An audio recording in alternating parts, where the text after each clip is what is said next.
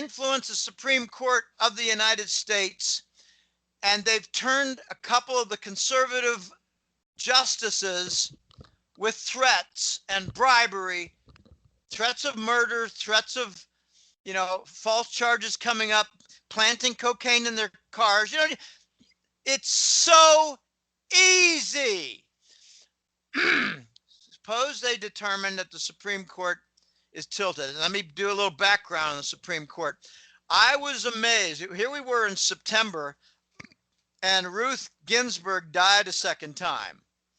She died 12 months ago, but they kept her going so that various court decisions could be consistent with her abysmal, horrendous, disgusting career record, where, for instance, she wanted to lower the consent for sex to 12 years old, and she wanted to make abortions legal after the birth. Okay, but she's a woman, and therefore a lot of women admire her career. I tell you, women, you need to wake up to what her career was all about. They made a movie and they made it look like she was a real solid citizen when she was a piece of shit. So, when Amy Coney Barrett, I called her Bryant one time, Amy Coney Barrett was brought up as nomination in September, I thought, oh my gosh, this is going to be ugly. I don't know how this is going to turn out. It's going to get messy. There's going to be a lot of partisan crying, a lot of partisan, bickering and blocking, and but it didn't happen. Largely because the Senate is red, and not by a big margin. But apparently there are even a couple of blue senators, Democrat senators, who voted in favor of Amy Coney Barrett because she was solid. It's hard. You can't say, well, she was nominated by Trump, so I'm going to vote against. No, you vote against, and you're going to be asked why. And you better come up with a decent reason, because you're a senator and you're supposed to do a decent job. You're not a hack.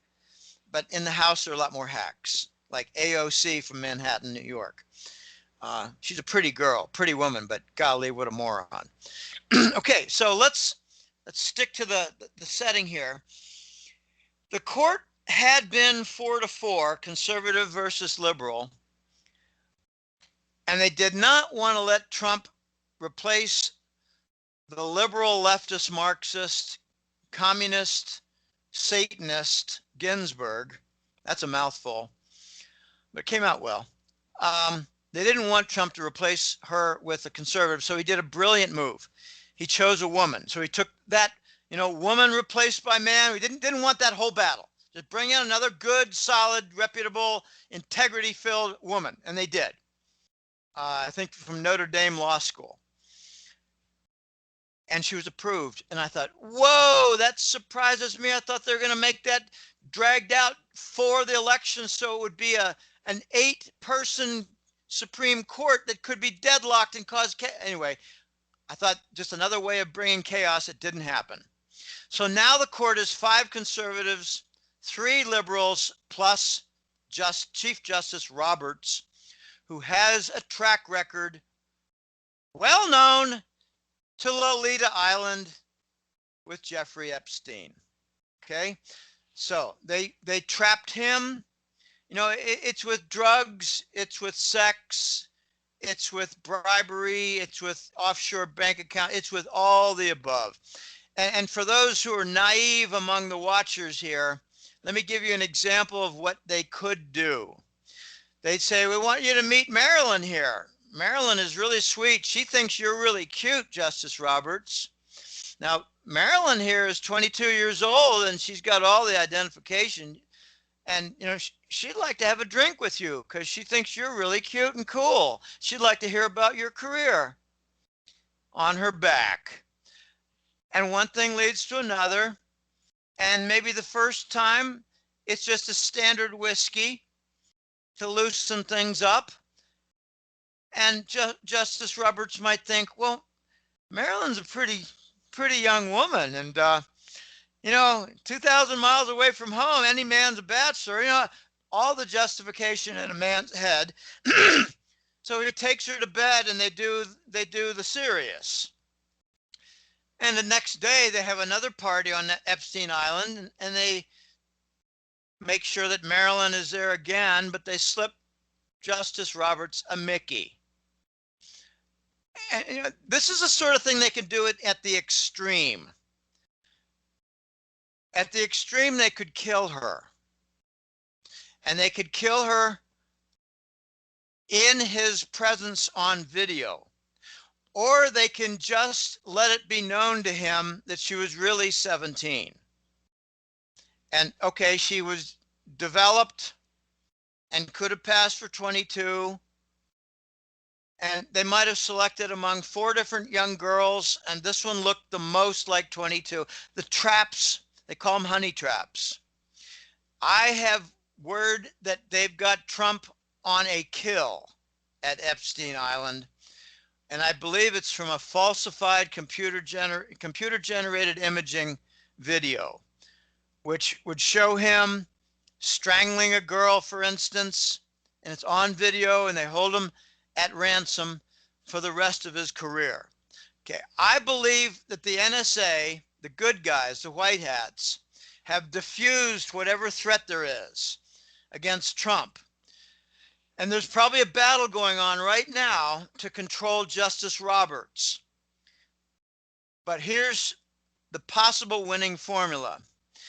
It might go 5-3 along the conservative liberal lines, and it won't matter what Justice Roberts has to say about, say, the entire election and whether to order. The Supreme Court, I believe, has the power to say this election is so tainted, is so corrupted, is so provably fraudulent that we're going to dismiss it in what they call vitiate. Vitiate, which means throw it out. And there's an 1878 precedent for that. And what they can do at that point, I haven't even gotten to the other wild card, which I will get to. They could throw it out and say, we're going to take this to the Electoral College.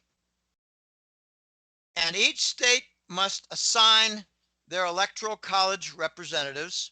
I think they're called agents or voters, voting agents or whatever. And you'd have 55 from California, 20 from Pennsylvania, 38 from Texas, and 3 from Montana. I am told that the Electoral College could then vote, but they could also be instructed, and I'm not exactly sure how, I think it would be the Supreme Court, that it would be one state, one vote. So this is very uncertain. Now, bear in mind that the governor cannot say, well, you know, I'm in charge of the state of Michigan. I'm going to get all 18 of my guys. I'm going to line them up for blue.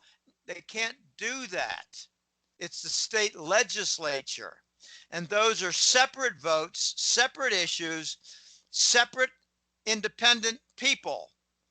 And they vote for the representatives, and they vote among themselves, and special attorneys and special clerks and officials of the assembly, whatever. Their favorite people they regard to be honest, you know, good luck with that.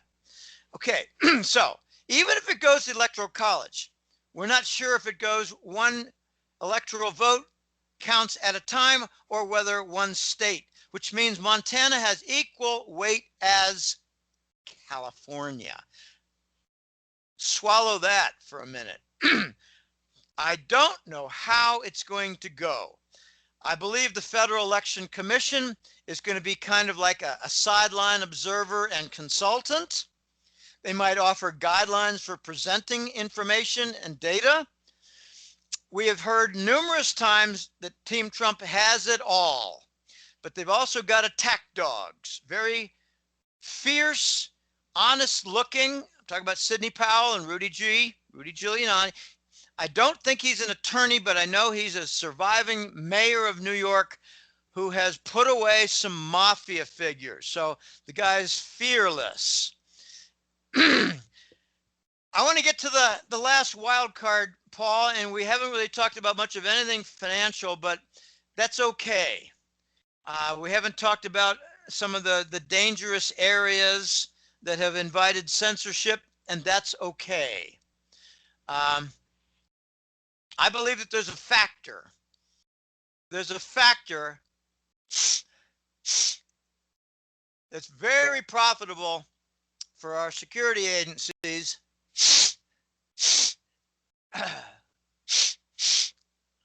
Don't want to mention any words, and that has brought about an enormous multi-trillion-dollar war chest. You could say, yeah, but all that money from has been invested in banking systems in Colombia and port facilities in the Mediterranean and all kinds of other places. Yeah, but there's still a lot. I'm thinking it's a several $100 billion election war chest, and used for influencing various national leaders to maintain a lockdown, change their medical data systems, and various things like that, shut down airports. Okay, that's a big factor that we're not going to talk about, but it is a real factor. And for the record, I have never in my life. There's a wild card, Paul, and it's not the civil system, not the civil courts. It's not the state level Supreme Courts, and it's not the Secretary of State. It's not the governor making a pronouncement, making an assignment. It's not the Supreme Court. It's not the Federal Election Commission. It's something else. It's called the US military. Now, let's do a little backup. There was an organization that had to do with the 17 that's, of quintessential importance. And I believe they recruited Donald John Trump. He turned down the job in 2015 and 14. He turned it down. He said, no, don't want to put my family at risk. Requires too much energy. That's too big an uphill battle to restore the republic. But they convinced him. And I don't think they've done a tremendous job. They've done a very creditable job in protecting him and his family.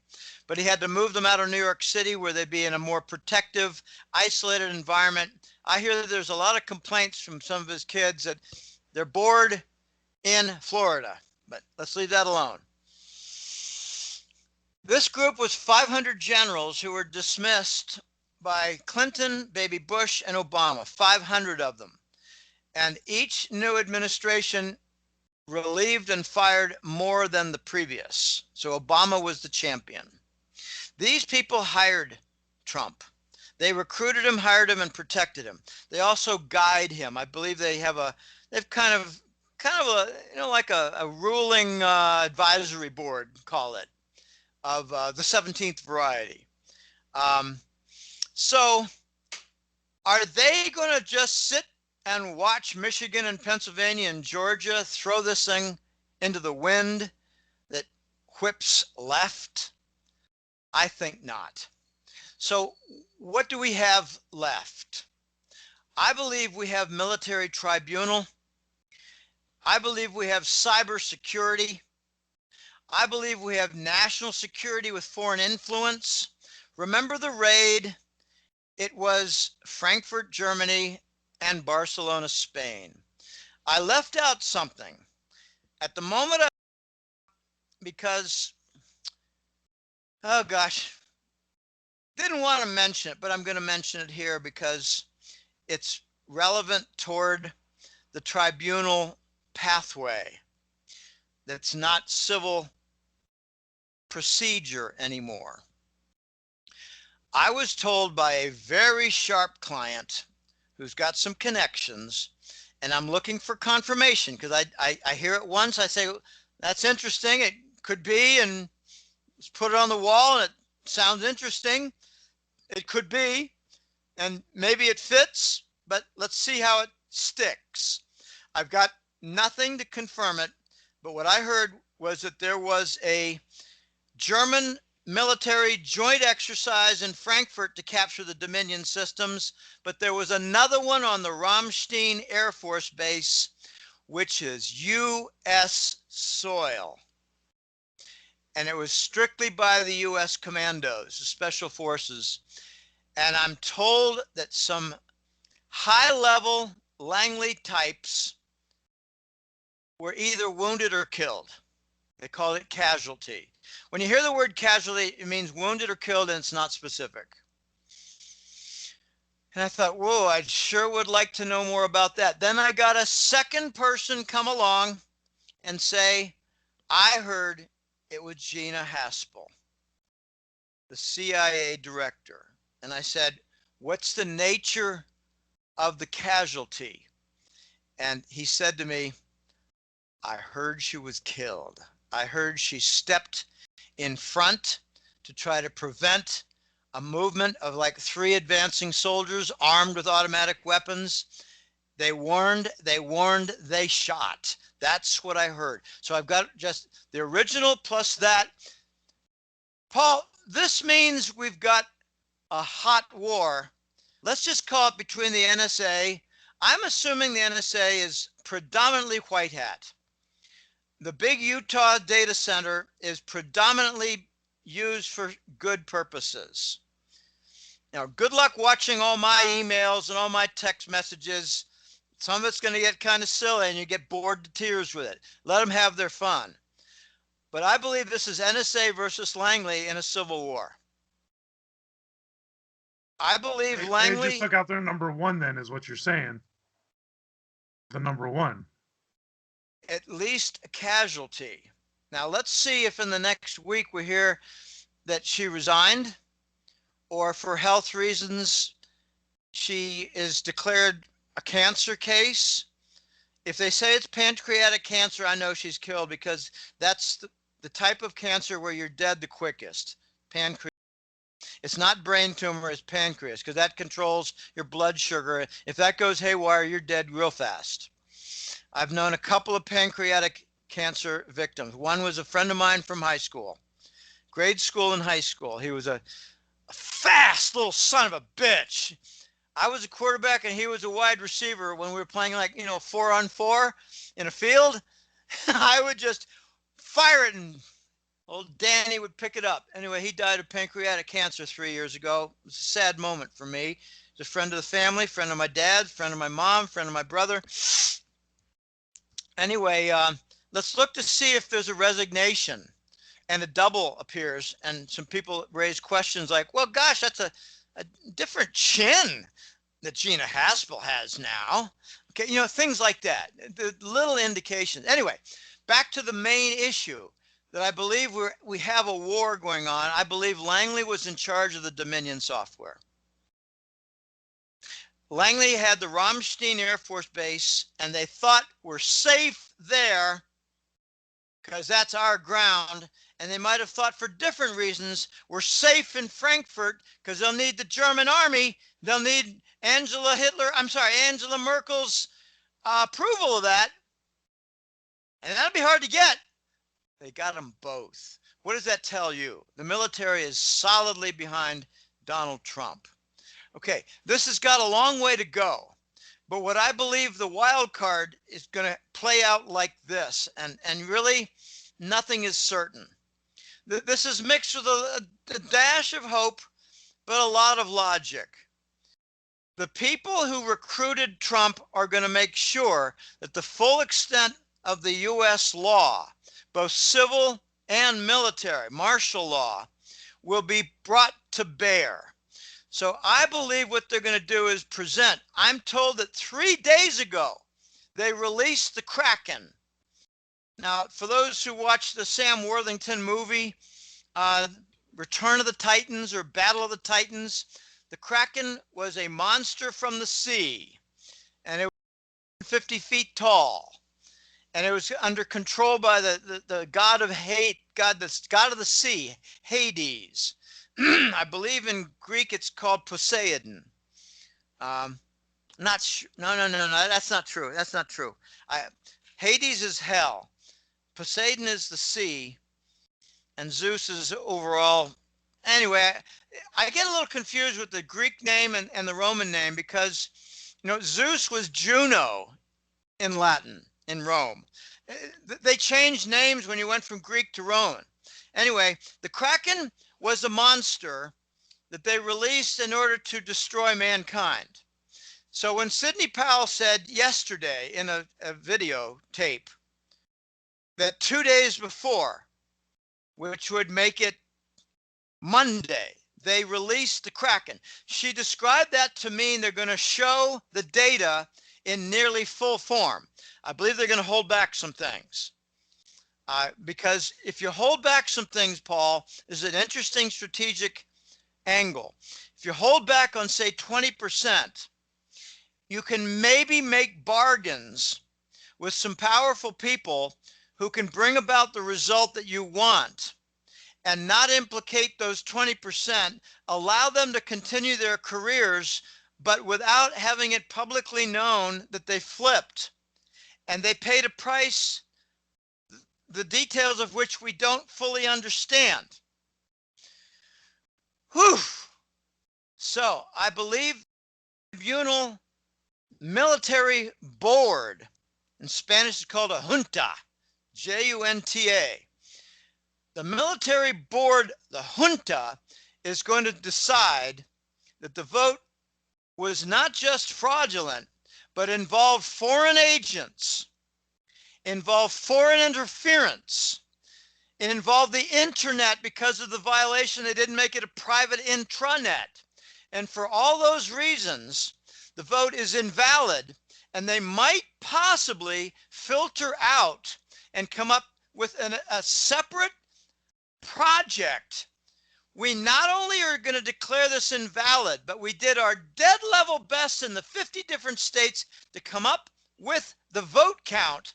And I heard one report, and it's not confirmed in any way, but it claimed that Trump won all but about 5 states.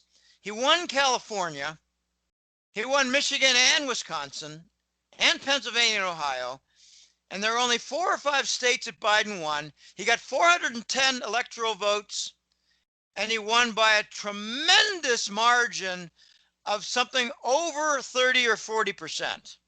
That's what I've heard was the clean vote count, which means they've been at this for several days. Now, I don't know the methods that they use, but I believe what's going to happen is the military is going to declare invalid vote.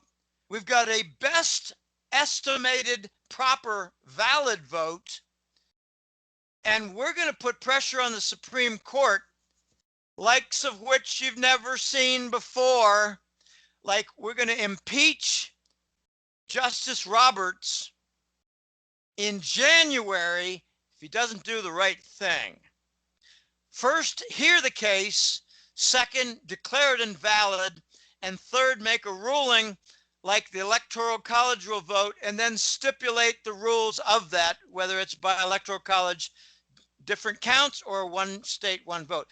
That's what I think is going to happen. The military is going to drive this show, and the main reason I believe that is that it's so clear that many, many officials at the state and federal level are deep state animals or under deep state leverage.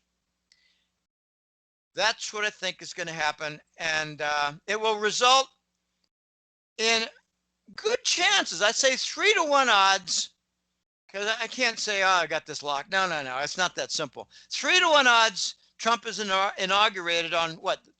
The 3rd Thursday of, I don't know how it works, of January. Just remember, when Trump gave his inauguration speech, he mentioned America First about 15 to 20 times. I knew immediately that he was selected by the dismissed military, because I knew from some Western clients 3 years ago, I'm sorry, speaking in 2017 here, 3 years ago, I knew from 2014 and 15, there was an annual conference in Idaho called the America First Conference. And it was for the 500 plus generals and admirals, only that rank, who were dismissed. Why were they dismissed? Because they were not loyal to the narcos.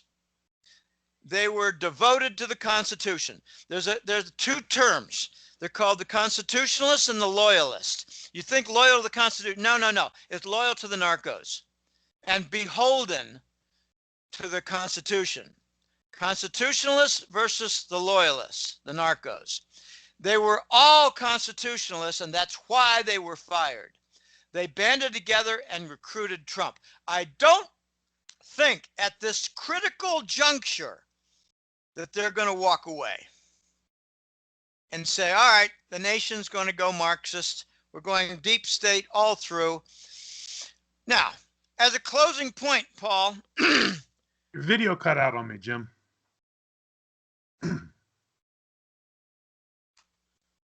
You got video still? I didn't touch it, but now I got it. No, it got turned off. I didn't do anything. Okay. As a last point, and then you can ask me any specific questions because I'll be done with my hour and 20-minute harangue. The last issue is, if this vote gets remedied and made proper and valid, and just forget all the nonsense like, well, every vote must be counted, yeah, including the fraudulent ones, Mr. Biden. Any thrown out vote is racist. Is that because the black districts were the most fraudulent in packing the vote? Okay, let's leave all that aside. Let's suppose Trump is inaugurated and he's got a list. Okay, he's got a list.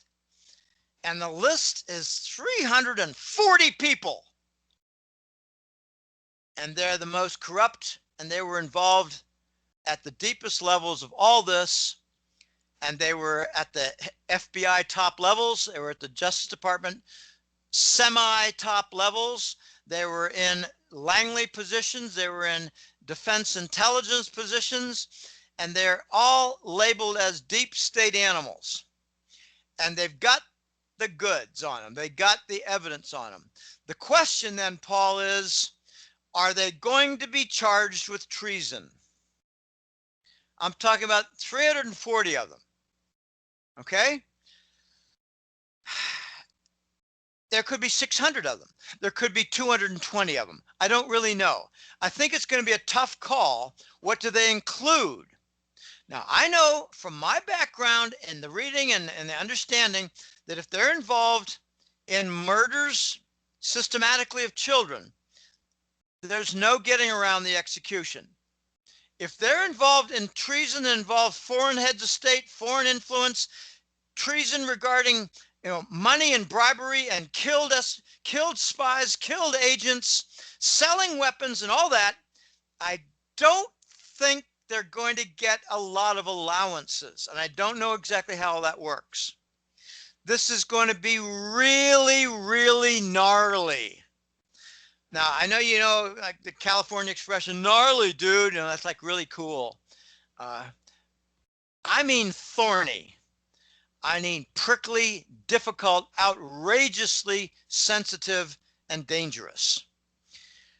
That's where I think some of the rubber is going to meet the road, because you keep hearing it, that if these deep state animals are just given a slap on the wrist, or they're demoted by one rank, or they're given an $8,000 fine, and they got to do 36 hours of community service and all these lightweight penalties, as opposed to hanging by the neck until dead or lethal injection.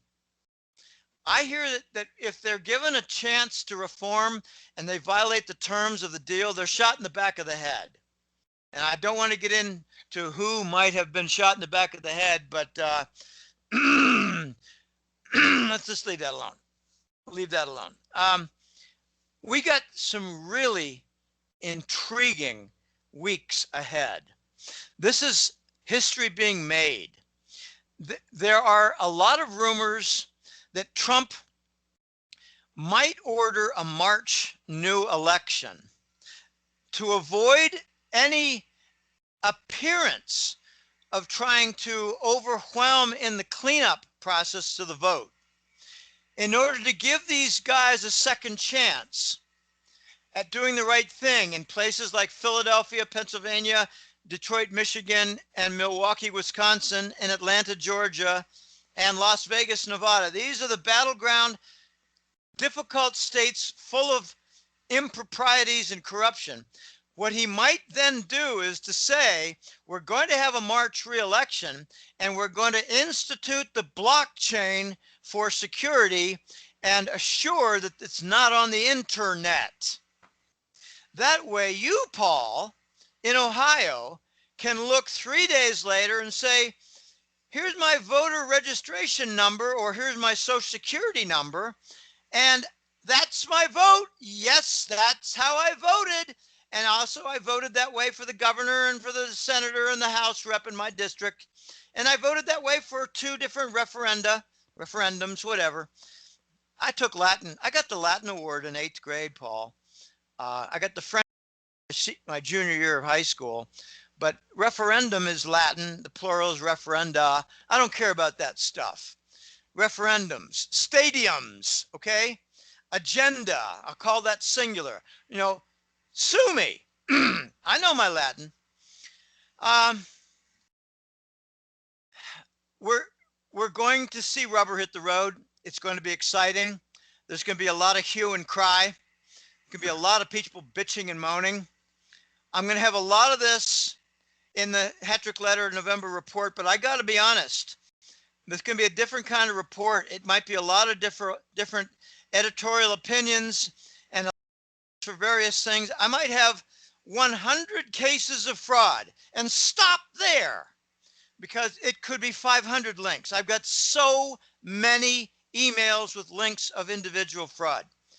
I just might make it 50. I don't know. I'm not going to burden myself because I can make the point with 50. Don't need to make it. Anyway, besides all that, we're going to see a lot of complaints that Trump was acting like a racist because a lot of the districts where votes are going to be disallowed are going to be black districts. They're going to be Democrat, black, big urban district. Philadelphia is a filthy city. I come from Pittsburgh. I lost my accent in Pittsburgh, by the way, when I was in college. It took a concerted effort. I don't want to imitate the Pittsburgh accent. It's kind of a weird accent. But Dan Marino of the Miami Dolphins, he still has a little bit of a Pittsburgh accent. He went to my high school. He did a lot of things for my high school. He basically funded 50% of a practice football field. And I could have used that when I was on the soccer team. That would have been a really nice thing to have. Instead, we had to run 3 miles to an available public area and 3 miles back 5 days a week. So I got in good shape being on the soccer team, and it kept me going. But back to the reality here. The other claims are going to be that Trump made up this Dominion accusation. I hope what they do, I haven't gotten to the climax here. I hope what they do is shut down the Clinton Foundation and put pressure on Canada to do that. Why is it in Canada? So that it can be criminal. Here is the icing on this cake, if it turns out to be the cake that I expect. Trump can say you've got foreign influence. You've got propaganda from the news networks. You've got voter fraud systemically through vote flipping and falsified ballots. I haven't even gotten to the watermark issue. I'd like to leave that alone because I'm not sure that it's valid. It could have been a distraction. It might be something that's being used secretively by the tribunals. I don't really know. I don't have enough information on that. But given the extraordinary bias by the major broadcast media and the print media, like New York Times, they came out and said that very isolated, like 6 or 8 cases of voter fraud. Well, more like 15,000. Then you've got the internet online giants. Facebook, Alphabet. I don't know what else, maybe Twitter. They are involved, and their search engines are involved in censorship.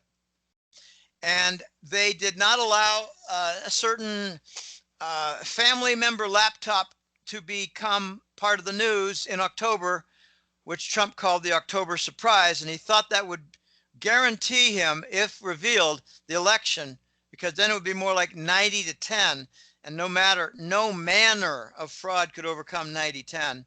Instead, it was more like about 75-25, give or take. That's what I think was actual. Trump can do the following, and this is unbelievable. He can say that various corporations and organizations were part of an insurrection with foreign rooting and involvement, and he could declare broadcast news media and internet giants all culpable of treason, control their corporations, sack their wealth, as, let me translate that for you. Mark Zuckerberg, we're taking all your stock and your homes and your boats and your yachts and your airplane and all your different foundations, slush fund sitting in Cayman. They could sack control of these firms. I'm talking about the news networks. I'm talking MSM News Network. I'm talking about the New York Times. I'm talking about Detroit Free Press. I'm talking about all these ones that didn't report what was newsworthy in order to tilt the election. If he does that, I'm going to just go out there on the limb. If he does that, even for a few, what he could then do is say, we're going to control the content of your news network, and just start with CNN and Fox. We're going to control your content. We're going to assign certain generals and certain colonels to be vice president seats. Your board will be taken over by the military, and we're going to make it an honest public service media. That's what they can do, while bankrupting all of their owners, like Disney. Disney owns ABC. You'd be surprised to learn who owns a great deal of the news networks, including the alphabets in Silicon Valley.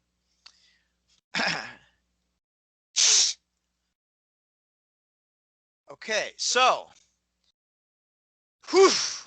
it's going to get exciting. I think next year is going to be dominated, if we go this path, it's going to be dominated by the restructuring of the US media and the US internet, so that it's not capable of being, I'll just make something up. Google gets broken up into 4 companies, and they have 4 different search engines, and they've got each one has their own YouTube. They give them a name. It might be YouTube, MeTube, his tube, and her tube. I don't know. Our tube. Okay. We could have all these variants, and they'll be competing. There was an announcement back in June or so that Trump's Department of Justice had in progress antitrust legislation against the internet giants because they were doing censorship. Now, they tried to hide behind the WHO. They tried to hide behind the CDC. Let's leave a lot of that alone, but it was pretty clear what they were doing, and they might be very much liable for a breakup. When I was a kid, I think I was in college at the time, and shortly after, like graduate school, I think that's when they broke up AT&T. They made the baby bells. They made 9X. They made SCG Global. They made a number of them, and they're all called the baby bells. AT&T was the bell giant.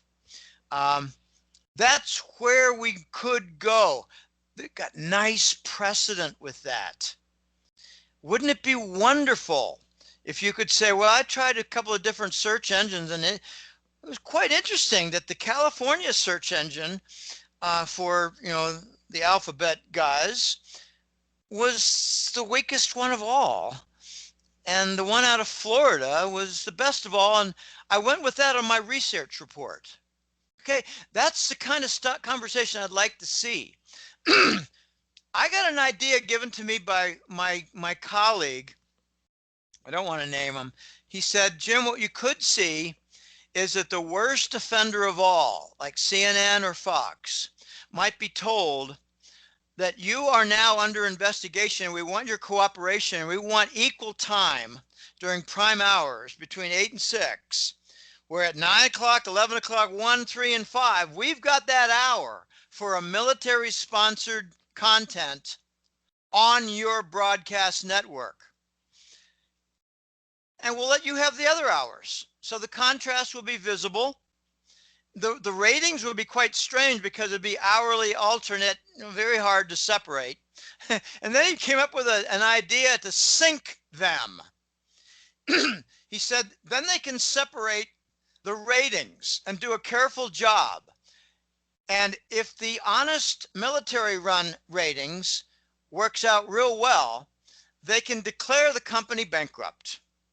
And then the military can sponsor a new divestiture/acquisition program, and CNN will no longer be owned by Time Warner. And Fox News will no longer be owned by, what is it, News Corp? Okay, the Murdoch conglomerate. And that's the avenue for divestiture. Separated marketing ratings and ad revenue. Now, notice what's happening with the ratings for Fox right now. We're getting a big surge in Newsmax, which doesn't have a television component. I would like to see them, Newsmax, get a television component. I had a rumor that went through my desk in early October that Newsmax announced that Joe Biden would drop out of the race, given all the treason implications for his past activity. It did not happen. I think they told him, no, you run the full 100 yards. That's what I think they told him. And if he ever gets to be a victor, I think he's going to be in a casket in the first year. Because Kamala Harris, I'm told, is an MI6 agent for the deep state. And you won't believe the agenda by Biden. You won't believe his appointments. I've already heard what his Corona task force is composed of, and it's all big pharma, Rockefeller executives. So that's what we don't want. I've got a plan. If things don't go well, I'm going to stick to my newsletter, stick to my knitting as long as I can. I'm going to be very limited in my social encounters, and I'm going to avoid the vaccine, even if it means I can't go anywhere. They're probably going to make it voluntary if they make it at all. I have it under pretty good authority that Trump is going to bring about a vaccine of the most harmless type. I've even heard rumors that it's basically going to be an injection of HCQ and a couple of vitamins, and everybody's going to be happy, and they're going to get their little passport, and it's not going to be an injected, not going to be a chip, not going to be a tattoo, but they'll get their little travel passport. It'll be a piece of paper like a Social Security card. Might be a little imprint on the back of a Social Security card for all I know. But I'm optimistic. I'm very optimistic, and I don't find a lot of company. But what I reason, Paul, is my optimism is based on a lot of information, and it's based on a pretty darn good track record. My economic forecasts have continually run at 80 to 90% correct. I challenge anybody on Wall Street with an economics background to match that. They're paid, I think, to be about 25 to 35% correct, because they don't care about being correct. They care about the agenda continuing and the narrative being promoted. Yeah, I've got that wrong, but it had to be wrong because, okay, that kind of bullshit logic. In other words, I was paid to be wrong. and I got a job guarantee. They don't have to be correct. I have to be correct or I lose clients. And I like that accountability. I like it a lot. And what I've had a very difficult time with, Paul, is just listing all the correct forecasts. What I've got is clients who recite them rather than me listing them. And let that be. Let that be. The most recent ones were QE to infinity would come into play, and the U.S. government debt would get out of control.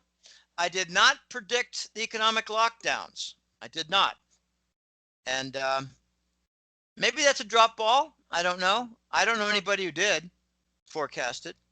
But these are historic times, and we better be careful because there's a phenomenon that's very much the case.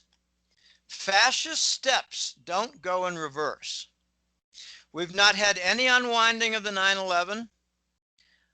The know your customer and anti-money laundering rules for banks are all over the place. I've had some personal challenges, apart from fraud in Costa Rica and demonic events in Costa Rica, unbelievably demonic events. I've had 6 dead people in my path. And I got one friend said to me, Jim, is my life at risk by continuing to be your friend? And I said, I don't know. It's your call. I'm going to continue as long as I can. I'm optimistic. I like the chances that we have. I think the military is on our side. When I saw the Dominion seizures in Germany and Spain, I thought, that is my confirmation. And then you saw the firing of the defense head Esper. A few other firings. I think in the FBI there were a couple. And what he did was he waited to the last minute. He fired the people who could get in the way of the next steps to save the nation from falling into a Marxist, medical fascist dictatorship. My gosh. When I look out now, a month ago, I used to take little samples. 80% of the people I saw walking the streets had a mask on. Now it's 90. I think something very sinister is going on in the United States to amplify the cases right now. I think it has to do with transmission towers. Just leave it at that. They explode the lung sacs. It looks like pneumonia. They call it COVID. That's what I think is going on now. It's going to become more and more of a news item as the intrepid doctors and scientists get out there. And as we saw, I think it was England, it might have been France. Birds will attack the transmitter. Just keep that in mind. The birds will be your agents of accusation because they're getting their brains rattled. Okay. Well, that was a fur piece, huh? Yeah, I got to say a few things, Jim. Can you let me say a couple things? I want to get your thoughts on this. Yeah, okay, go. So that's very interesting because when you're talking about like giving them a second chance, that is like I remember back like in surge times, like if someone committed a crime and it's like, okay, you got a choice, go to war, go to jail, right? We're going to send you to jail, but if you would rather join the army and do the right thing here, you can do that. So, when you're talking about like March as a possibility here and okay, now we know you did the shady stuff. So now's your chance to make it right. So that's just point number 1. Point number 2, indeed, military, totally buddy. So I see where you're coming from when you're talking about like these purgings of generals and things like that. That makes total sense to me because I saw a whole bunch of buddy stuff firsthand. I saw a whole bunch of war is racket firsthand. So I just wanted to throw that on. Then the next thing I wanted to throw on just about red states and governors being compromised and this and that because, just a few days ago, Governor DeWine of Ohio was talking about like, oh, we're going to start sending out mask inspectors to businesses. And if you go into a store, it's every person's right to make sure that you're in a mask. And I'm thinking, and now we're having the lockdowns. In fact, just yesterday or 2 days ago, they're going to start a curfew for 21 days, no one outside from 10 p.m. till 6 in the morning, businesses shut down. So my thinking with that is, well, these are like these last gasps, because if, they're going to call this and try and push it for Biden, still, they don't want those Trump supporters out there, and they're just trying to set everything up that they can to make sure that doesn't happen. The demonstrations are before 10 p.m. Maybe masks for the demonstrators, but the curfew won't affect demonstrators. Masks will, but watch them take their masks off to scream. Yeah. So those are just, I don't know. I don't even know if that made sense there, but no, just it makes a lot of sense because during the election, they tried that a week before the election. This next wave, the current wave, began in October. It didn't start after the election. They tried to limit the demonstrations. And notice that in no state were there any prosecutions of people for social distance violations at the Trump rallies. Nobody was called down for not wearing a mask because there's no public mask requirement in the United States. There is in Canada now. There is in Ontario. It's unbelievable. In Panama, they got plainclothes police going around and giving citations for $100 fine for not having a mask. Panama is run by the narcos. They're run by Langley. Costa Rica is not. It's run by a different kind of syndicate. It's a mixed type syndicate. But yeah, they're going to do what they can as a last gasp. So we should really try to be amused by it, because I don't think they got much time. In Michigan, for instance, it's probably going to fail, but a state legislator filed impeachment charges against Governor Whitmer. I don't think it has a lot of support, but if she continues as she's doing and makes a couple more rulings, what I've heard now is that a lot of people are very angry that high school football championships games have been called off. Okay, stuff like that. If she brings about another rule and pisses off another segment, and then a third one, what you might find is that same fellow in the legislature might revive his failed attempt and have a majority behind him in support. So this is what's like. I've been saying for a long time. Now, Governor Newsom in California, he's been called down. He has been stripped of his executive powers. This is amazing. He has been declared by the Supreme Court of California to be in violation of his powers by overstepping them with certain draconian type executive orders. And he has now been stripped of executive order power. And I don't know if that's a preliminary step toward being impeached. And he did various other things, like he got his legislator buddies in Sacramento to increase the quota for signatures for an appeal to begin a recall vote of the governor. Okay, there is precedent for that, not necessarily California, but these people need to go to jail. These people need to face impeachment. People need to face treason charges. These people need to have their wealth sacked. Newsom needs to be investigated for a missing $1 billion for a mask contract purchase. Okay, I think Whitmer is probably the most vulnerable now of Michigan. And, I had a picture of her a couple months ago in the newsletter. I said, she looks like a very nice, attractive woman. Yeah, well, I'd like to know where she is on Saturday night after 11 p.m. and whether it's below ground with dirge music and things happening, if you know what I'm trying to say. There's a lot of rumors that she's really dirty in that underworld respect. I don't want to get into details. So what other question you have? I think that's very real, very real. Yeah, no, that was it. Because it was just like, where is this all leading to? Because they're ratcheting up the restrictions again. They're ratcheting up the lockdowns. And my thought with what you're sharing today is that, it's to try and not get that counter as they're grasping for these last gasps here. Well, they're on a desperate final leg. And they may be aware, some of these deep state officials, some of these governors who have friends in Washington and who take bribes. I'd like to see the finances of Whitmer and Newsom of California.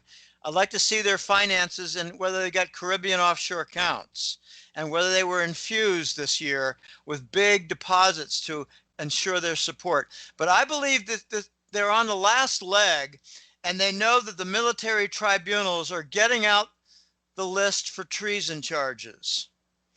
Now, if you're involved with lockdowns and you've got a record, I got a bug here. If you've got a record of your text messages, emails, and phone conversations where you say things like what A.O. Cortez did in Manhattan, if we can destroy the economy, and if that's what's necessary to bring a downfall of the Trump administration, then I think it's worth it. Those are treason comments.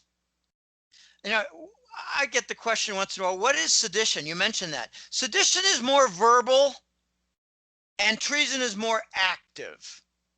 You talked the sedition and you did the treason. I sometimes call sedition treason light, but it's not that simple. Sedition is kind of rallying the forces by inciting and getting weird and telling lies and revolutionary talk and banter. But the treason is, I did something. Like, I was part of something that tried to assassinate Trump. I was part of something to bribe the governors to lock down. And we all agreed this is what was necessary. We all agreed, it's on the record, it's on the record. We all agreed that we're going to do this to destroy Trump. That we knew that it was a wreckage of the democratic process. We knew that we were going to destroy small business. But we didn't give a shit because we had corporate donors. You know, things like that. Those are treason comments. That's where I think we're going. And if that happens, then the question is, what do you do with them? Do you execute them? Do you sack their corporations? You control the boards? Okay, these are very, very difficult, delicate questions. And when you get down to it, it's almost like they think that they're going to get away with this, because then following up with what you said about AOC, you know, she said something about, like, I hope they're taking names of all these people that have been, you know, positive for the Trump administration. We need to have a name of all these people who were supporting Trump, you know? So it's like they literally do think they can get away with this. I have come to learn that there are a couple of sub-treason type charges. Censorship to support a false narrative with a motive to directly influence the public opinion. That is treason. Just regard it as treason part B, okay? There are A, B, C, D, E. There are many sub-clauses for treason. It's going to get very dicey because, oh gosh, you know, I read body language. I got to tell you something. When I was in college, I had a roommate whose mother did consulting for handwriting and body language. Like, I want to read my son's body language. He's 15. I think he's taking drugs. I think he's doing crack. I'm going to read his body language. So there was consulting toward that. I read a book, How to Read a Person, Body Language. And it was fascinating. There were a lot of things. You know, just this. Okay, I'm talking to a woman and she's like this. Okay, I'm not going to get the first date with her. Okay, you know, what's that? Okay, this is defense. Okay, here's another one. Okay, you're talking to me and I'm like this. Yeah, well, you know. Okay, you're not direct. You're not personal. You're probably lying, something indirect about you. Okay, reading body language. I've been reading Trump's body language. And he was very confident going into the election. He was very confident the day of the election early. But at 10 p.m., he had a look on his face. And to me, it said, we got to fight. They're doing this. They're going to try to steal it. And then the next day, he had more press conference and he looked disappointed. And I think what he was saying was, I thought we had it. We should have had it. Now we're going to have a long battle and it's going to harm the country. And this is going to be very, very messy for precedent. And then about 4 days later, back was his confidence because he was gathering. I heard that on the 6th of November, Friday, he dispatched 1,000 attorneys. And the attorneys went out to the various states, probably not to Kansas, probably not to Idaho, probably not South Carolina. And, I'm not saying those are unimportant states. I'm saying they didn't have a focus of the fraud. They typically go the same way every 4 years. The battleground states do not. So if you focus on them, that's where he dispatched the 1,000 attorneys. And Rudy Giuliani was among the attorney crew in Philadelphia and Pennsylvania. And the whole tone of Trump changed following the weekend of the 7th and 8th. That's where he started to say, we got the data, we've got it. And now after the raid in Germany and Spain, he's saying something now different. We've got it all. He went from we've got the data to we've got it all. Now, and he's smiling. That, I got to say, I don't really like his personality a lot. I don't like arrogant businessmen who think that they're the cat's meow. He's got some blemishes, and I think he called Louis the lead doctor a few times in Atlantic City. Okay, and I think that maybe dumped a body offshore. Once or twice. I don't know. The guy is not squeaky clean, but I like him. You cannot survive in politics if you're a squeaky clean guy. You get run over by corrupt. And I got one story for me. It was quite personal on the account. It was a fellow in Massachusetts, and he said, Jim. Now, for those who don't know Massachusetts well, I lived there for 20 years. The bulk of my career was there. 1980 to 2000. It's the coast has 85% of the population, the Atlantic coast. Boston is a city of about 5 million. Metro, the whole thing. But Boston, there's a joke. Boston's a small city surrounded by 96 towns. And I lived in a bunch of them. I lived in Bedford. I lived in Acton. I lived in Doug Flutie's town of Natick. I met Doug Flutie at my sports club. Very nice guy. The most extraordinarily handsome man I have ever met in my life. Doug Flutie. If you're watching this, Doug, my hat's off to you. You're a handsome guy. But anyway, my point is that in Boston, they dominate the politics. The capital of Massachusetts is Boston. Find another capital that's way out of the center. Like in Pennsylvania, it's Harrisburg, a little diddly city in the middle of nowhere with a nuclear site called 3 Mile Island. Okay, so here's the story. Glad I didn't lose my train of thought because I almost did. I had to pull it back in. This guy said to me, Jim, I know a guy out near Deerfield. That's out in Western Mass, near the New York line.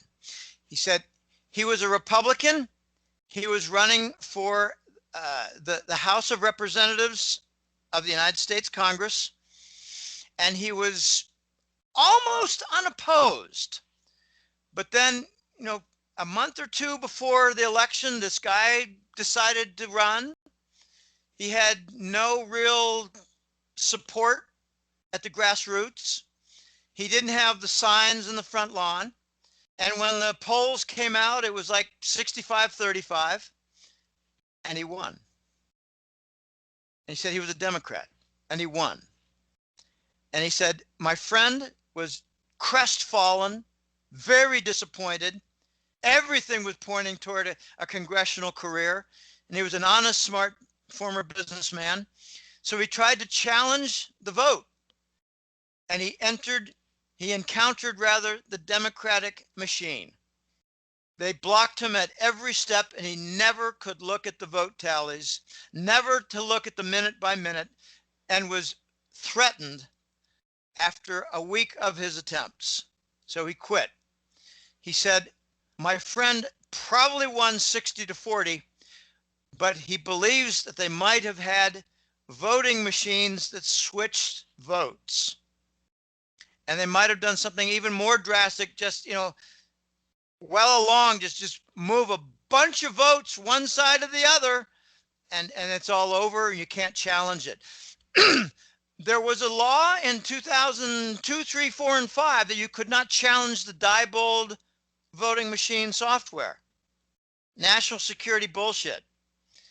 So I think remnants of that prevented this fellow's friend from challenging the fraudulent election that would have won him a Western Massachusetts Deerfield seat in the Congress. Now, final story. Got a client.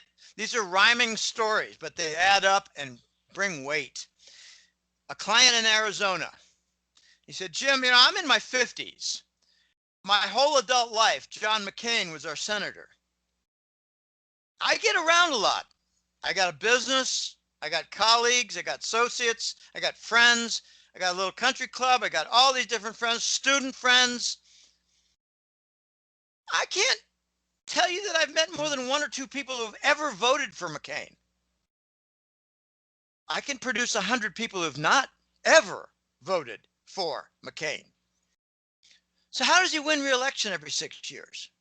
Okay, I believe the outcome of this election is going to be such that we now do the blockchain, and a lot of people who have entrenched positions in the Congress don't win the next election.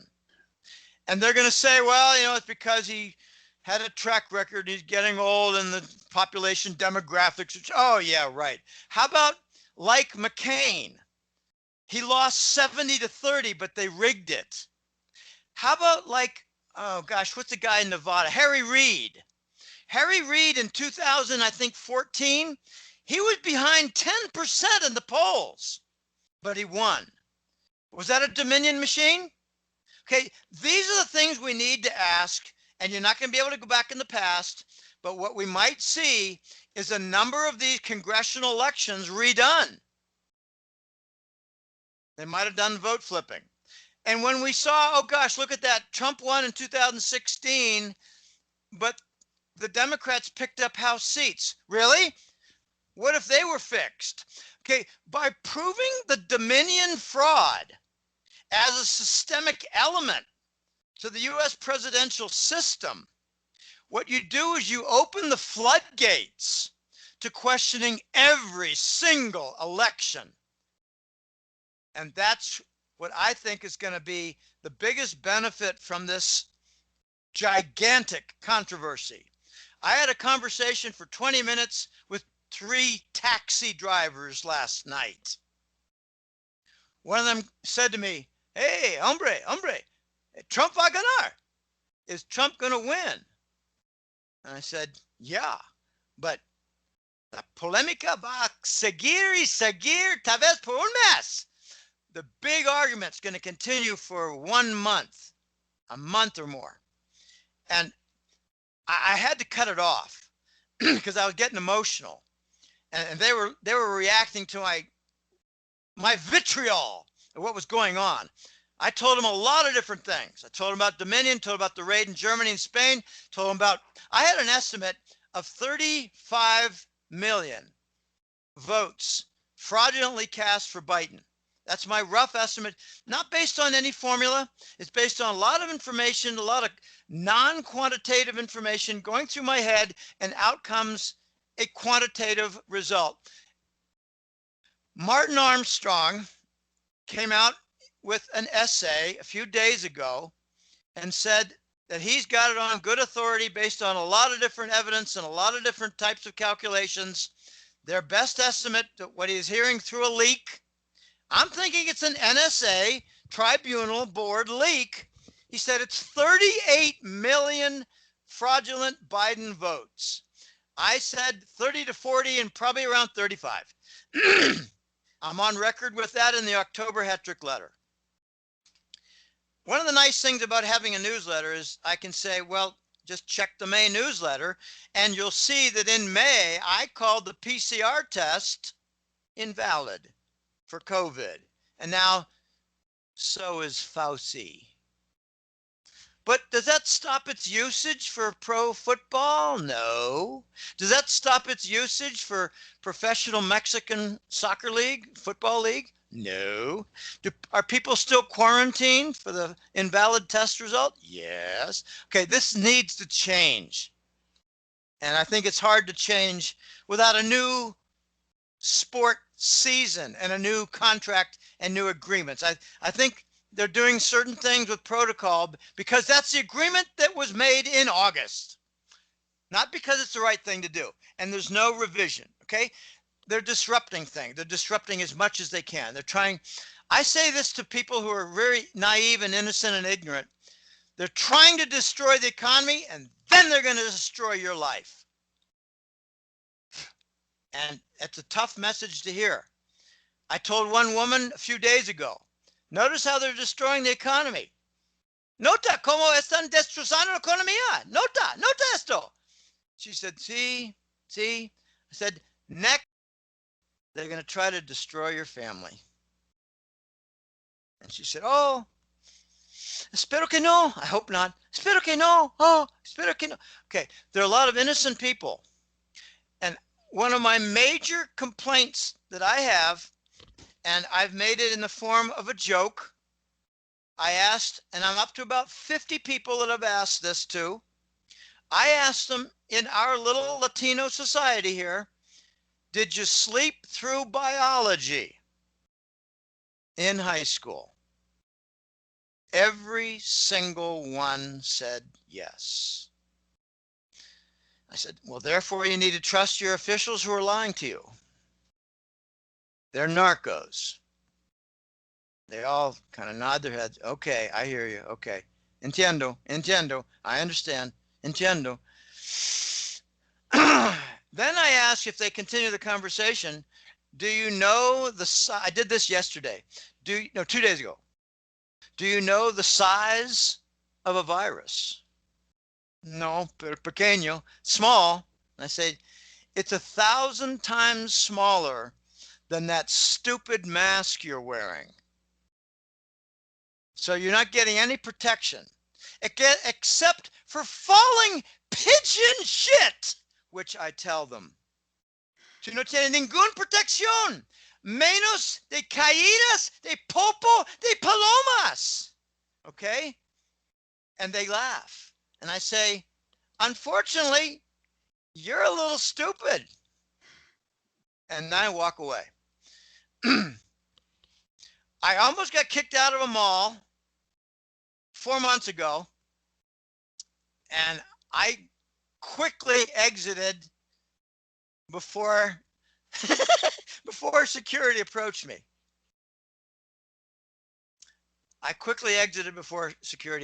And I've been on a better behavior, but I got to tell you this.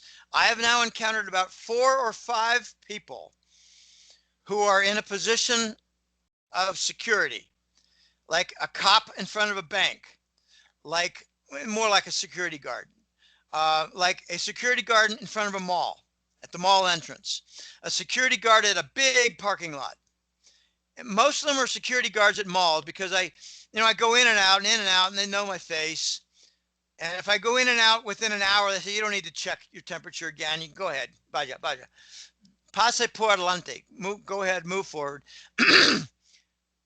4 or 5 had told me they understand that this is a hoax. And I said, do you know what it's all about, though? Anyone who gives me that, I do not let them go. I go on for at least 2, 3, 4 minutes. One guy said to me, yeah, it's the narcos. I understand they're bribing the officials to lock it down. Another guy said, I know it's a hoax. I don't quite know what this is all about. The test data is false, as you say. I know the test data is false. They're doing something. I said, well, they're getting like $10,000 per case, and that keeps your government going. He said, oh, well, that makes a lot of sense. I believe that. Another guy said, I don't know what's going on. I know it's something ugly, and I don't want to have the vaccine mandatory. I said, I don't think it will. I think they're going to scare enough people to take a voluntary vaccine. But I asked him, do you think the officials here would intentionally allow the public to take a deadly vaccine? Vacuna letal, a lethal vaccine. And he said, I don't think so, but they are narcos, so I really don't know. I don't think so. So, I was surprised. And the most recent one was a 30-year-old woman at a bank where I was making a transaction. She asked me, is Trump going to win? Is Trump going to win? And I said, I don't know that a conversation here is a good idea. And I looked around, nobody was watching. I said, sí, Trump va ganar, pero en un mes de polémicas. In 1 month after big fights. Polemica. It's like a big argument. Polemica, debate, firestorm, polemica. She didn't stop there. She said, but the news says it's Biden. And I said, the news lies.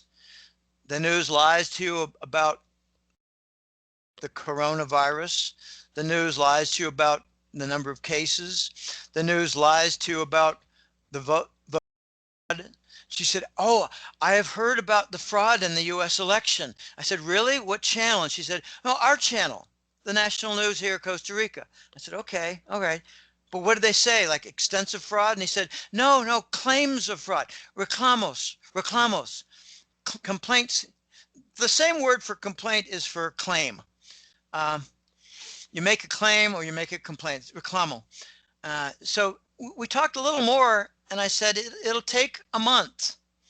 And she said, well, that'll be interesting to watch. And I said, yeah, I don't know what's going to happen here because this is a narco-running country. I said, look for problems with your currency if Trump wins, because he's going to try to shut down the narcos, shut down the narco trafficking. Va estorbar el flujo de narco en transporte. And she just shook her head. Ooh, ooh. That's her reaction. And I said, I better leave. But thank you. And I said, don't tell anybody I talked with you, okay? I don't want to become a problem here. I don't want people to think, oh my gosh, this guy's going to get arrested because he's a threat to health security. Okay, that's where it could get really ugly. You talk about people thinking I'm thinking they're going to get a reward. Okay, a reported someone who's not wearing a mask. We'll give him a $50 reward straight to his bank account. Oh my gosh, you think that won't take off like wildfire? Woo! Okay, we don't want that, but that's a risk. Oh boy. I hope you're right. About this, Jim. I really do. Because that means that there is hope, and I would like to see the glass half full on this one. What do you want to wrap it up with here, Jim? You want to talk about the hat trick letter? Yeah, it's www.golden-jackass.com, and it's actually getting to the point where it's not a new website for the revamp. The revamp began in January of 2019, so we got almost 2 full years now. Better look and feel, but there are 3 buttons primarily there. If you're not a subscriber, you can click on the articles and interviews.